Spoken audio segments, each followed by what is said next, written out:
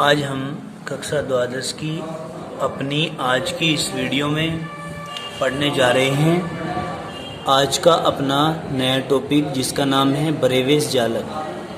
जिसका क्या नाम है? बरेवेश जालक। देखिए पेज सेट कर लेते हैं।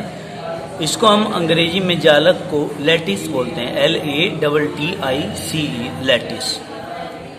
ठीक है। अब देखिए ज्यामिति के आधार पर बरेवेश 1848 ने, यानी कि बरेवेश नाम का एक वैज्ञानिक है, उसने बताया कि केवल 14 विभिन्न विन्यास संभव हो सकते हैं परमाणुओं के आधार पर। कितने? घन के 14 विभिन्न विन्यास संभव हो सकते हैं अलग अलग परमाणुओं की स्थिति के आधार पर, जिनमें समान बिंदुओं को परमाणु बोलते हैं। क्या? परमाणु। जिनमें समान बिंदुओं को त्रिविमीय स्थान में व्यवस्थित किया जाता है। किसमें भाई? त्रिविमीय मतलब 3D स्पेस में सेट करते हैं। अतः 7 विभिन्न प्रकार के क्रिस्टल तंत्रों से संबंधित त्रिविम जालकों की संख्या केवल 14 हो सकती है। क्या कहा भाई? 7 विभिन्न प्रकार के क्रिस्टल तंत्रों से जुड़े हुए या संबंधित त्रिविम जालकों की संख्या 3D लैटिस स्ट्रक्चर की संख्या केवल 14 हो सकती है। कितनी हो सकती है? 14। इन्हें हम बरेवेश जालक के नाम से जानते हैं। किसके नाम से जानते हैं? बरेवेश जालक के नाम से जानते हैं। क्लियर होगी बात? ये यहाँ पर क्या है भाई? एक लैटिस मतलब घन दिखा दिया यहाँ पर ये, और घन में आप लोग जरा देख भी रहे होंगे। इसको थोड़ा सा और यदि जूम करके देखना चाहते हो तो और जूम कर लेते हैं। देखिए ये यहाँ से लेके यहाँ तक का जो कोण है ये अल्फा कोण है। यहाँ से लेके यहाँ तक का जो है ये बीटा कोण है। ये इस ऊर्ध्वाधर रेखा पर बना हुआ है, ये क्षैतिज रेखा पर बना हुआ है। और ये जो तिरछी लाइन जा रही है ये यहाँ से लेके यहाँ तक का कोण ये गामा कोण है। तो हो गया अल्फा, बीटा और गामा। ठीक है। ये वाली यहाँ से लेके यहाँ तक की भुजा, जिसको हम कोर की लंबाई कहते हैं। क्या कहते हैं? कोर की लंबाई। ये C है, ये यहाँ से अल्फा से और ये यहाँ तक की, इस वाले बिंदु से यानी कि इस वाले परमाणु से इस वाले परमाणु तक के बीच की दूरी जो है ये हमारी B है। और यहाँ से लेके यहाँ तक की जो दूरी है कोर की लंबाई जिसको हम बोलते हैं ये A है। क्या है? A। तो हम कहेंगे A is lesser than B, B is lesser than C। यानी कि A B से छोटा है थोड़ा और B जो है वो C से थोड़ा छोटा रहेगा। क्लियर होगी बात? ये आप कह सकते हैं बरेवेश जालक के अंदर। ठीक है। आप पेज थोड़ा सेट कर लेते हैं। देखिए आप क्या कहा? एकक सेल को 3 परस्पर कोर लंबाई ABC तथा 3 अंतराफलकीय कोण, ये जो कोण हैं ये 2 फलकों के बीच के हैं, तो अंतराफलकीय कोण कह सकते हैं इनको हम। भाई 2 फलकों के अंतर पर जो कोण बनता है उसको ही तो अंतराफलकीय कोण कहते हैं। तो अंतराफलकीय कोणों अल्फा, बीटा, गामा के द्वारा परिभाषित किया जाता है इनको। एकक सेल की आकृति के आधार पर क्रिस्टल के 4 प्रकार के बरेवेश जालक हो सकते हैं। कितने प्रकार के? 4 प्रकार के क्या हो सकते हैं भाई? बरेवेश जालक हो सकते हैं, जो निम्नलिखित हैं। कैसे हैं? निम्नलिखित प्रकार के हैं। अब देखिए यहाँ ध्यान से। सबसे पहले सरल या आध जालक। क्या भाई? सरल या आध जालक।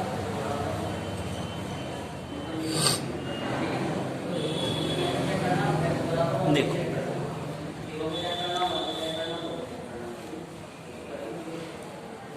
देखो वह जालक जिसमें बिंदु इकाई सेल के कोणों पर उपस्थित होते हैं। कहाँ?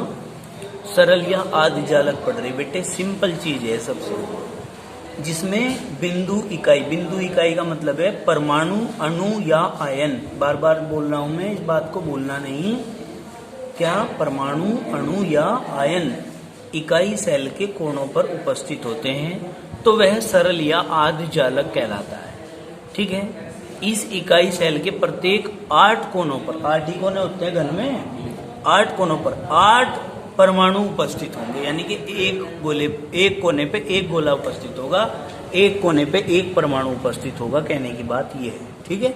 अब देखिए ये क्या है, यहाँ ये घन है, घन के इसे जोड़ देंगे, 1 2 3 4 5 6 और एक 7, कितने हो गए बताओ, कितने हो गए? 1 2 3 4 5 6 7 8 नहीं हो गए पूरे, तो 8 कोने हैं, 8 कोनों पर प्रत्येक कोने पर एक परमाणु उपस्थित है। तो इस प्रकार के जालक को बोलते हैं आद्य जालक या सरल जालक या प्रारंभिक जालक। क्लियर होगी बात, कोई दिक्कत तो नहीं। अब पढ़ते हैं अंत्य या काय केंद्रित जालक। क्या अंत्य या काय केंद्रित जालक? देखो, वह जालक जिसमें बिंदु एकक सेल के सभी 8 कोनों के साथ साथ, क्या बिंदु एकक सेल के सभी 8 कोनों के साथ साथ सेल के केंद्र पर भी एक परमाणु या अणु उपस्थित होता है।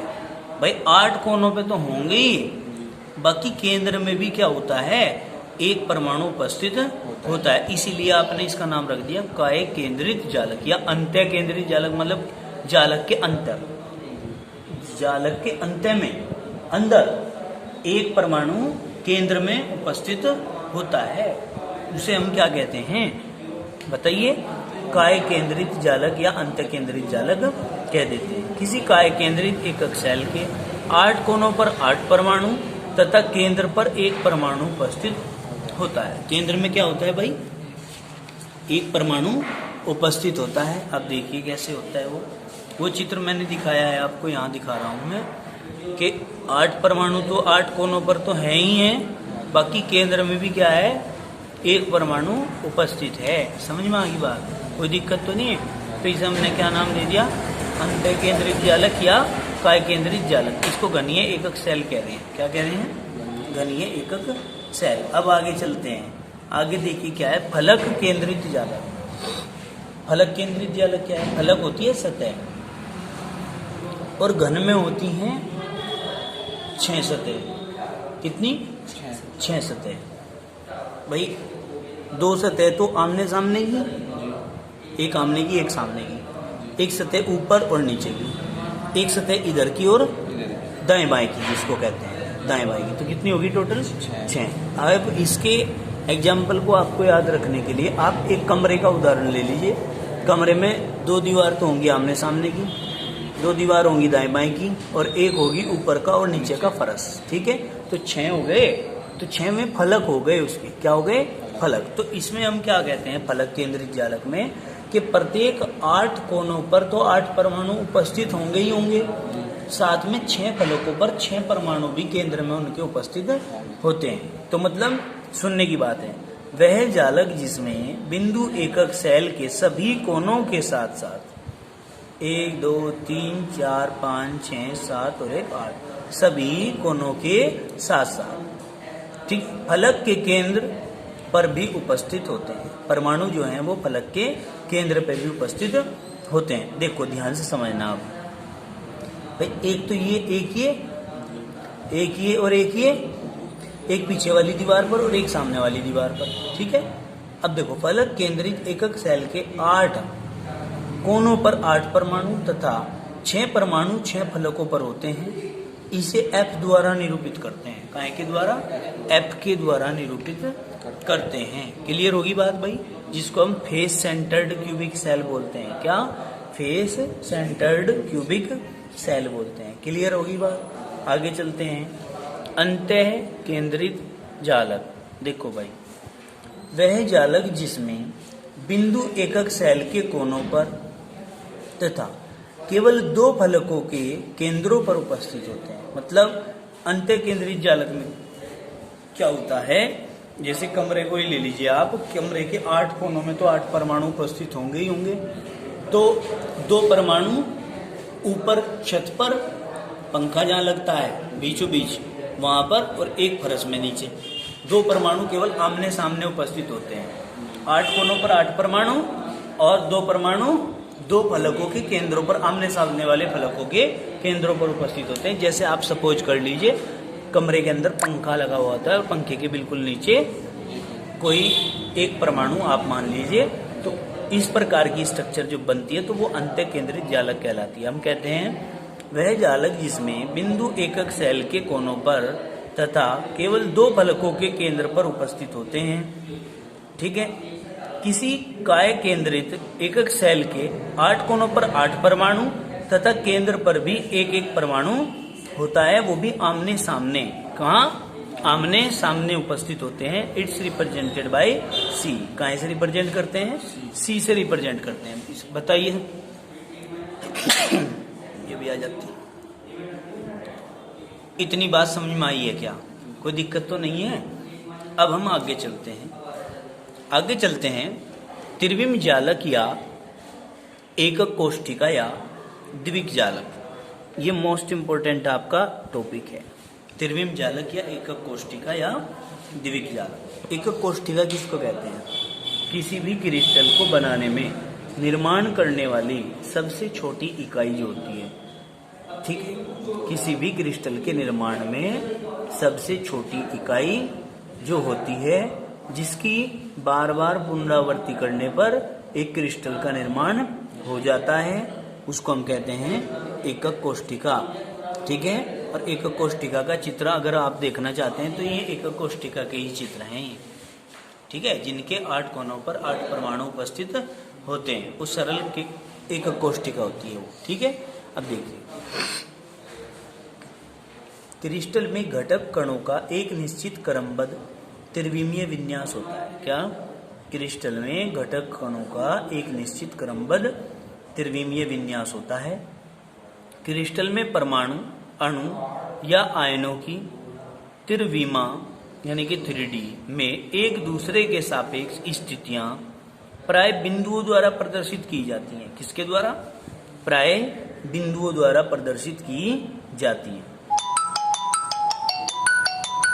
देखिए हम पढ़ रहे हैं, आपको दोबारा से फिर पढ़ा रहे हैं इस बात को कि क्रिस्टल में घटक कणों का एक निश्चित क्रमबद्ध त्रिविमीय विन्यास होता है। कैसा? निश्चित, क्रमबद्ध और त्रिविमीय, 3 शब्द ध्यान रखने हैं।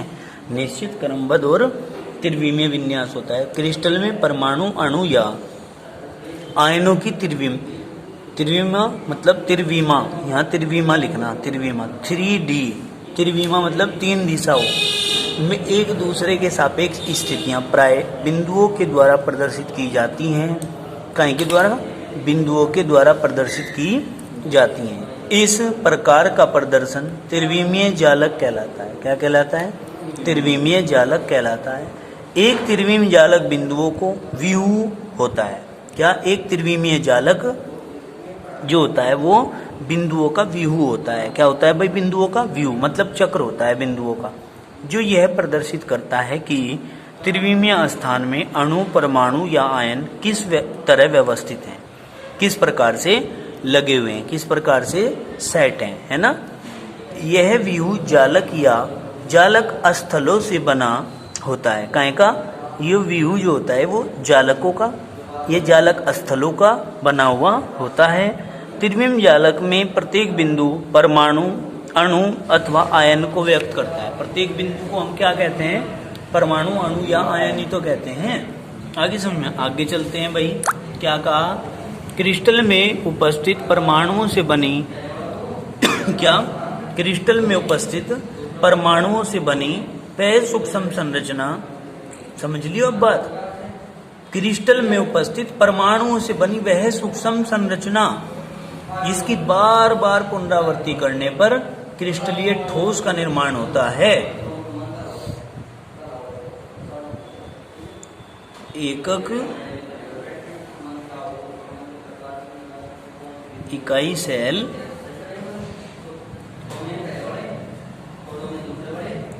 कहलाती है, ये यूनिट सेल कहलाती है, यह एकक कोष्ठिका कहलाती है।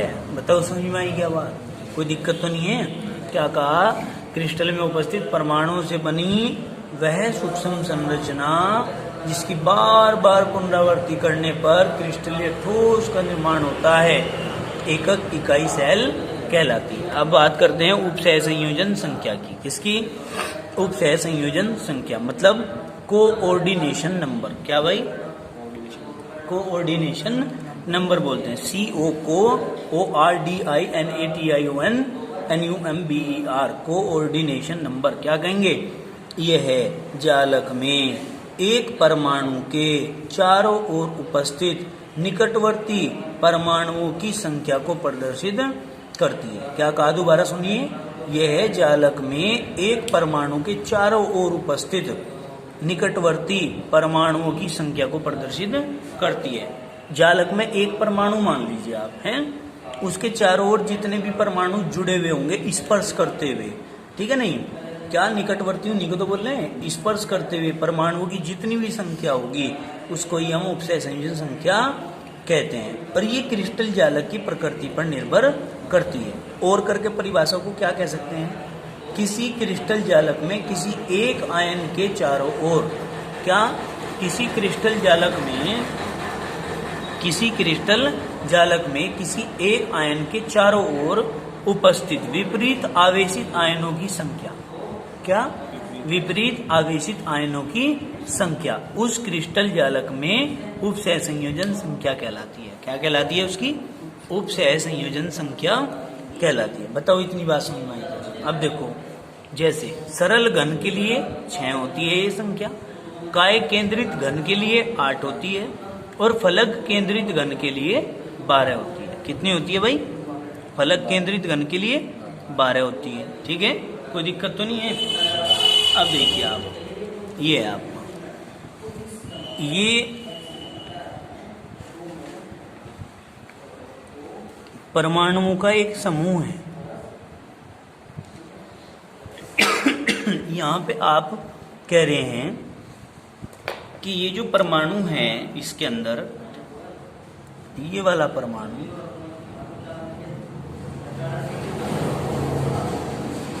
ठीक है जी,